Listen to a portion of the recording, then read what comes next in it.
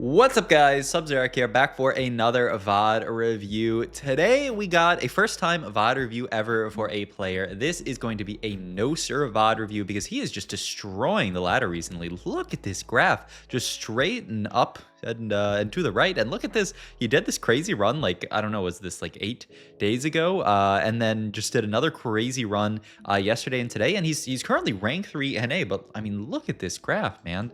2.9 average placement. Overall, just playing like a lot of different comps, nothing too much. Honestly, looks like a decent amount of like, I mean, the Alawi and Rumble are, you know, pretty solid units that you can fit onto a lot of boards, so it makes sense. A little bit of lone hero Lux. Look, he's not a, everybody's got to play it sometimes. The other thing, of course, to note here, okay, maybe not of course, last time I saw Noster 11, or, you know, Noster as I guess he's going by now, he looked like this. And so it was quite a surprise to me when I opened up his stream today and saw that he joined the Bald Gang. I mean, if this isn't a bald buff, I don't know what is, man. This guy, I mean, I don't know when he shaved his head, but he shaved his head and all of a sudden he's rank 3. He's just absolutely smurfing, destroying everybody on ladder. I mean, not to say it's a bald diff, but hey, when I shaved my head, I almost won Shrima Cup. It's just, it's always a bald buff. So I mean, I gotta VOD review Noster as just a representative of the bald community. He's got to be the highest ranked bald TFT player in the world right now, unless you know, YBOY1 shaved his head or something like that. So yeah, shout out to Noster here. Actually, wow, that's a crazy call here. Interesting. I'm really shocked that he sold Lux pair there over just the Nunu, but his idea, I don't know, maybe his idea is that early experiment is really strong, that he wants to potentially have that as an opportunity. I mean, he's got this dupe here as well, so maybe it's thought as well as if I find a single Urgot in this spot, I have a fantastic opener. I can play into the Urgot comp and feel really good about it, and my components are really good for Urgot. All right, first augment here, Automata Crown. I'm the carry now, and Exalted Adventure. I mean, Automata Crown tends to be really good. We don't have a single Automata, is the only downside to it. I'm the carry now. Yeah, I don't know exactly about this. And Exalted Adventure is a really fun augment, one that a lot of people really like just because it now gives you this one lesser champion duplicator at the start of every stage. They're actually having to nerf it next patch because at the start of every stage is just too much, and you know the cash out for it is very nice. So I especially with the dupe already, I think we look at that. Buried Treasure's upward ability, both fine, but I think you could take this. And oh yeah, it is going to be an Exalted Adventure game. Hold on to some other units. We hit Nocturne, Ziggs, and Vladimir here. I mean, this looks fantastic. We're almost forced a little bit here to go Vladimir Ziggs as our plan here, because Vladimir Ziggs, you have that really nice connection in the Cassiopeia. But I mean, that looks really nice. You can play kind of a standard Dominator board, hit both of these guys 3-starred, and then, you know, get your cash out there and see what happens. So yeah, I mean, this is actually a fantastic setup, and it'll be a good way to show off this augment, because this is like ideal scenario for this augment, which, you know, so many people are so high on. That's another Ziggs already. Wow.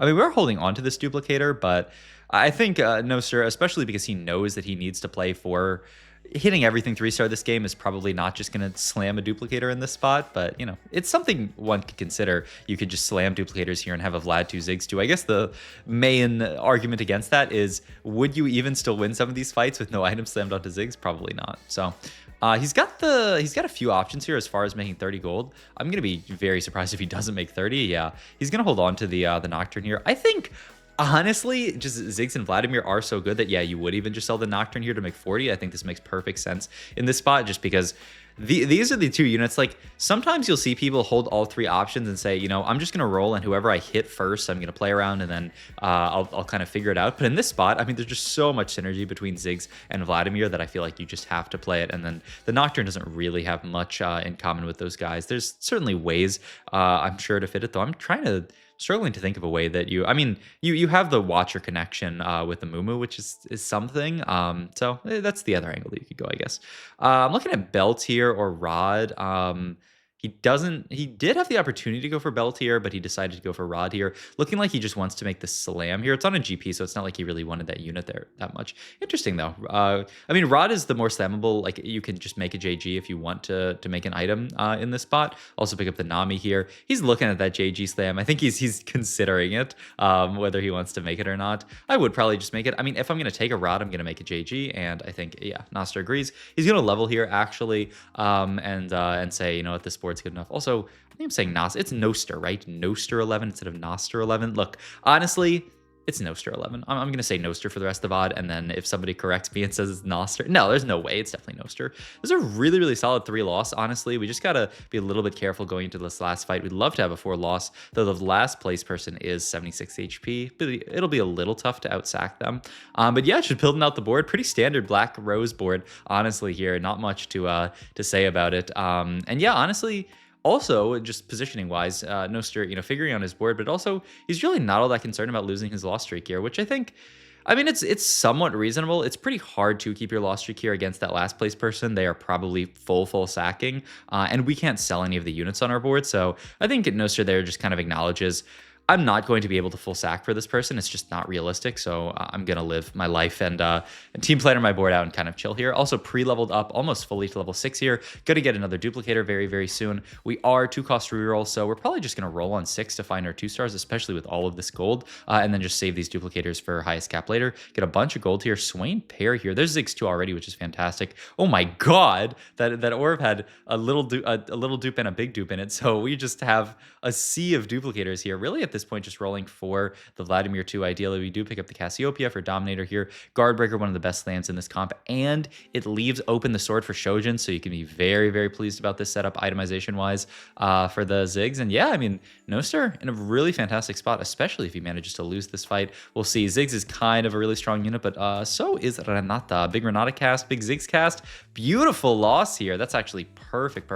All right, another Priz augment here. Reroll Anchor Issues into Black Rose Crown immediately, and that looks like a great option. From the start, we can reroll the other 2 to see, but I mean, I think you can take this. It's a Shojin for your dude, and it's a Black Rose emblem. Yeah, I don't think there's much more you can ask for on the spot. And we get the Vladimir too. My god, this game is just looking so good. Also, I didn't even notice we picked up the Garen on the roll time on 6, so we have Garen in here for 4 Watcher. Also picked up a Silco just now. Just, yeah, kind of considering how he wants to put this board in for Dominator is a really, really nice trait. And so, yeah, I think that makes the most sense in this position here over just like the 4 Watcher. You already have a little bit of pseudo frontline in that Scion here, so you really don't need to play the 4 Watcher, in my opinion, and the Garen and the Vladimir can do enough. We are, though, looking like we're going to lose another fight. The thing about this augment, an Exalted Adventure, if you guys remember last set, and was it called an upgraded adventure, or was that a different, am I thinking of a different, but you know, the one where you had to roll for 1 cost, maybe it was, yeah, I think it was an upgraded adventure. But if you guys remember the version of, you know, this augment last set, the way these augments work is you're almost always going to lose streak. Why? Because we're playing down an entire prismatic augment for stage 2 and stage 3.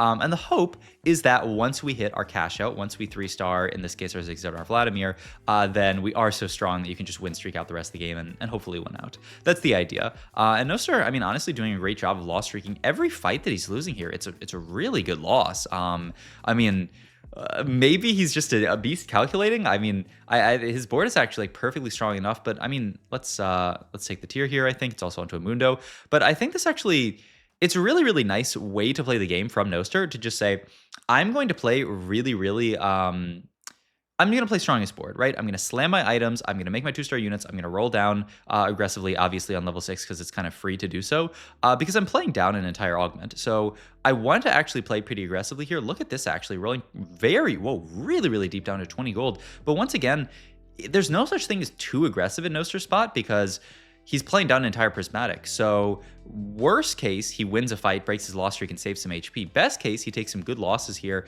maintains his loss streak, gets a bunch of econ out of that, and still, you know, is in a loss streak position, but also saves a bunch of HP from it. So I just think really nice way to play this out. Remember, we have 4 duplicators here, so we're actually almost there. Also going to move the double Shojin over to Ziggs at this point, though I don't know then where these other items are going. You're just going to JG here and then Guardbreaker onto the Cassiopeia. Huh, it's kind of an interesting idea, but I mean, I see it. The idea is that, you know, mana generation is just really, really good on dominators the way they work. So might as well just put the double Shojin on your biggest carry in this spot. It's obviously going to be the Ziggs. That's going to assume he's Ziggs 3. And that's a 9 loss. Wow. From Noster. 40 HP though. I mean, this is one of the healthiest 9 losses I've ever seen in my life. Also, that's where we've hit at this point, right? We have 4 baby duplicators and we have 6 Vlads and 8 Ziggs. So that's everything 3-star, I'm pretty sure. It's actually a great spot to play this comp as well because there's that Renata player. They're, you know, obviously taking all those 2 costs out of the pool, which makes it easier for you to hit. But yeah, just going to take all this stuff up. But I mean, at this point, I think we're pushing levels. We're looking at maybe on an Spark Slam, duplicates everything. And let's see the cash out here. It was Radiant Eyes here. Spear of Harana, we were looking at the stats. I looked at the stats on stream the other day. It is just disgusting in this comp. And let's see what we have from our other options here. I mean, another JG to pair up with this Guard Breaker. We also have Red Buff, probably Red. No, we have Sunfire here, so we don't even need Red Buff. So JG to pair with the Guard Breaker makes sense. Itemization-wise here, we have the Spark open in this spot. I feel like that's a pretty easy slam as well. This bow can eventually become a Nashor's maybe. The chain can become some kind of frontline item. We even have the double Reforgers here, maybe if we want to do something, but it seems like a JG is a pretty easy pickup here. And out of the next one, we either want Mana Gen or frontline item. I would probably just take Mana Gen here because I know we have Spark, and then we're just going to go for some chain item to finish out. But it looks like maybe Noster's. Yeah, I mean, yeah, I think it's just got to be Shojin. Shojin is just too good to pass up in this comp. And yeah, he's actually, I was looking at this. We're going to full reforge the sword or the bow here because bow is actually pretty low value in this spot. It can't be red buff. It can't be Shiv. So the only thing that it can be is Nashers. We already kind of have Nashers in that we have all these Shojins. All right, final augment here. Lucky Gloves doesn't really make a lot of sense in our spot. Greater Moonlight also, I don't like this very much in our spot. Bronze for Life's kind of interesting. You know, we can put together, there are units that fit together very nicely with Bronze for Life in the Dominators board. It'll be interesting because like we have to fit Ziggs, and so like you kind of always will be wanting to fit Ziggs and Cassiopeia. Are you then dropping out of stuff like Silco? I don't know exactly, but I think it's definitely something you consider for sure. I mean, Piercing Lotus, I mean, neither of these seem amazing. So I mean, I think it would be the Bronze for Life here. It'll just be interesting to try to figure out how to build the board out in this spot here. And yeah, Noster's just trying to figure it out himself, trying to think, okay, like what can I cut? What can I keep? I mean, I guess I wouldn't be shocked if he took Final Polish, and I mean Final Polish is a lot easier here, but Noster, he's playing for LP. He is rank 3 right now. He's just gonna play highest cap, good TFT, gonna fit in the scrap with the GP and Pit Fighter in as well with him. And yeah, I mean the Garen's at least a nice double trade onto this board. Eventually the idea is just we're gonna get out of more of these Dominators and get into more just units for this comp, which makes a lot of sense. Eventually this Blitzcrank can come out. Obviously I'm surprised he actually doesn't hold on to Trundle because I think Trundle is actually a really, really nice unit that bridges the gap there nicely. Maybe he didn't see it, or maybe has a reasoning for not holding it, but I think oftentimes you'll see like a Ziggs Trundle Elise kind of set up here.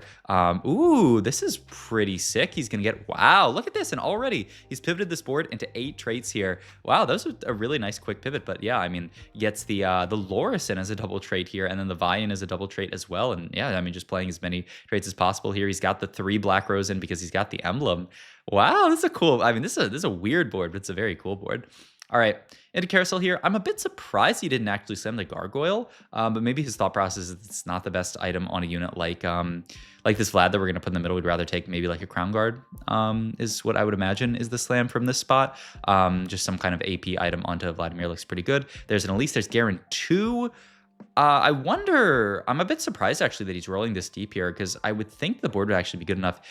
He fits the Rel in here, which makes a lot of sense. Eventually can be Conquer with the Muerto Kaiser. The question is, when are we actually getting Mordekaiser in? It's not the easiest thing to do. Makes the Crown Guard. Gonna slam the Cloak here, not to scrap, but just as an item onto the Garen, just because he knows that's where it's gonna end up going. And yeah, I mean, I thought our board was strong enough here, and it looks like it just barely was, but I'm actually surprised by how close that fight was. All right, let's look at Anomaly here. I mean, plus 40, wow, plus 40% AP from all sources. Didn't sound that bad to me, but I guess Noster just doesn't rate it that highly. You know, it has okay synergy, but we're not playing that many Dominators, and obviously the amount of AP from just a couple of Shojins isn't that big. I mean, I'm really curious to see what he ends up taking in this spot, actually. Force of Friendship? I mean, you have 2 2-stars on your board. It's not a ton. Huh, that's interesting. I wonder how much more damage this is, assuming it is even more damage than just the 40% increased AP. I I don't know. I'm not actually 100% sure. I'm sure somebody can math it out and tell me why. My thought process is, you're getting extra AP from Dominator. You get a decent amount of AP from these 3 items already. So a little bit of extra AP. I mean, someone can literally tell me the math, like how much extra damage, whatever increase in AP is here, 40% increase is, versus, how much damage that we're getting from this. I guess it's 40% more AP now that I think about it. And this isn't whatever. Somebody smart in the comments will math it out for me, which is all I've ever wanted from my life. But yeah, okay. We pivot into that Elise a little bit. Does he still have he's still got the GP in here? The idea being that GP is also form swapper, so that's actually probably the idea there is he's actually the same amount of traits as Trundle. Form swapper, maybe a little bit worse, but now actually getting out of the GP, gonna get into the Swain. Swain, another unit that, ooh, look at this as well. Wait, this was super. I mean, we got to go back and talk. We got to go back and talk at everything that had just occurred here. We went so far back that my Twitch is like bugging out. What the heck? The play was so crazy. Okay, so first things first, we got, that was off of a prismatic orb, we got another radiantize here, so we can double radiantize. The other thing is, remember, we're still getting this 1 duplicator per stage, so now we have triple dupes in this spot, and we have this Cassiopeia here. So Noster realizes that was the idea behind rolling earlier, is that he wants to play for Cassiopeia 3 as well. That's really, really smart, actually, to note that. And yeah, the second we find this Cassiopeia, boom, triple dupe here. He's gonna make the Radiant JG. I gotta commend the APM there, actually. So many players, and then the Nashers onto the Mordekaiser, fantastic here, actually. I think so many players get hung up with the fact that you have to be really quick about making about using the radiantize, I keep calling it that. I know that's not what it's called, but whatever it is called. You have to be fast about that, because if you use it at the start of combat or during combat, it doesn't work. But he gets it off in the last second and gets the maybe that's why this guy is so high ranked, man. He's got the APM diff. Also, ooh, check this out. Move the items over to the Garen here. I think definitely my thought was that you can put the aura items onto Garen. I thought he was still going to be triple item onto the Cassio. Ah, man. The suspicious trench coat is a suspicious item, man. That is another one that they're nerfing next patch, actually. Patch coming out on Thursday, by the way, for everyone who is, interested in such things. That was actually quite the roll down, by the way. He just found LeBlanc, too, on 8. And so, yeah, now he's actually... Well, he's got these golden removers, so he's bounced the items around trying to figure out what the best option is here. Going to put the items onto the LeBlanc over the Cassiopeia 3, just saying that, like, the extra damage from the LeBlanc is... a lot of it's going to come from the fact that she's going to have this damage share thing onto the Ziggs bomb, the Ziggs bomb, onto, the Mordekaiser, so this makes sense. Big win here from Noster. But yeah, also the other important thing to point out is that he dropped down to only 6 traits for Bronze for Life. This is something that... I think a lot of people would be really, really afraid to do. But it's really, really, oh my God, that's a crazy board there. But it makes sense in his spot, right? He's fitting a LeBlanc 2 on his board. He's really just fitting in the units that actually make sense onto his board. Also now going to move the Nashers. Okay, now the Nashers ends up on Ziggs. This is kind of what we were talking about. The Nashers end up getting built eventually. And then they add the Shojin onto Cassiopeia. I think this itemization is perfect. But yeah, actually dropping out of a few traits, losing a little bit of Bronze for Life value, but getting the upside in. We have a LeBlanc 2 on our board. We have an Elise onto our board. I think it makes so much sense. So yeah, nice stuff from Noster, and it actually, he's at a spot where he's top 4, still level 8, by the way. Just been rolling every single round just to play for the most cap level 8 version of this board, just around the Ziggs 3, around the Cassiopeia 3. Yeah, this is... I don't know. This is a crazy spot, and just a crazy game in general. And all those duplicators allowing him to get to Cassiopeia 3. Just so smart to say, I've hit my 3 stars from Upgraded Adventure. I've got all these dupes sitting around. I'll dupe the next best thing. That's Cassiopeia. All right, very happy with that. And now we have a duo carry here, where obviously she's just sitting on the Shojin for now, because we kind of lucked into this LeBlanc 2. But now look at this. We're about to fight a crab. You know what? That crab's going to give us 2 completed items. That can be 2 items onto the Cassiopeia, potentially. And we have triple item Vlad, triple item Garen. This is actually... I don't know if Noster planned this far ahead. If he did, he's a beast. But this is a comp that can use so many different items. And when you're in a portal like this, you're going to get a billion items here. Going to take the dupe there just for gold, actually, because he just wants to level up here and get another trait. And yeah, the Rel is actually huge here. And this is also the idea that he was planning for, is that Rel on these boards is a monster. It's Conqueror for the Mordekaiser. It is also Visionary off of the Nunu that we're playing right now. It's actually not Sentinel, right? I don't think we're playing a Sentinel, which is kind of sad, actually. But I mean, still, it's fantastic on this board, double trait. And if we could ever get a Sentinel in, it would be triple trait, which would be so, so nice. I mean, you could pivot out of some stuff. Like, sure, cutting LeBlanc, you could get a Sentinel in, but this is just what I was talking about, is you don't want to cut LeBlanc. It's a LeBlanc 2. LeBlanc 2 is LeBlanc 2. And 5 Black Rose is also 5 Black Rose, even if it's not a bronze trait. But yeah, I mean, at this point, Noster clearing up the lobby. We and the other player are both fighting this Visionary player. I think our board, yeah, just absolutely farms it. I mean, we're so capped. The double Radiant items, and just remember that huge cash out that we got from an upgraded adventure or whatever it's called. Ooh, there's a Victor here. So it actually does get quite interesting in this setup here, how you fit Victor in, right? Because we have to cut 2 traits to get Victor in if we want to. The most palatable to me would probably be cutting Nunu. I mean, we have so many items on Elise now. I mean, I wonder if it ever, in Noster's head, if it ever is, just don't fit the Victor here. Hopefully this isn't a double kill. Oh, it is. I wanted to see, because I think he was thinking about the Victor here and seeing if there was a way for him to actually fit it. Because I mean, every unit that you're cutting here is 2 traits. There's not a unit that you can cut on this board that is that isn't 2 traits. And I mean, Bruiser, Visionary is a very fake trait. Visionary you can definitely cut. I guess it's most likely that you would actually that you would cut this actually. Oh no, it's Conquer with the Swain, by the way. Yeah, I mean, it would be cut rel if you want to cut anything. It's 2 traits. Yeah, but yeah, we end up getting out the Mordekaiser, right, so that we could get into more traits. All of that, I mean, yeah, I mean, a fantastic game. That's the double kill for Noster, and it's just an easy dub from him. I mean, this was just such a fun game to watch. Also, I mean, I gotta rep a fellow bald TFT player. I mean, hats off to Noster. Bald caps off to Noster for being the highest ranked bald TFT player. I think. Man, that's gonna be tough for me to get ahead of him, but I'll do my best. I'll do my best. But for now, congrats to Noster for being. I mean, what am I saying? Congrats to Noster for being the rank 1 bald TFT player. All right, thank you guys as always for watching. I will see you guys in the next video. Check out my Metafy, my Twitch, all my stuff down below. Goodbye.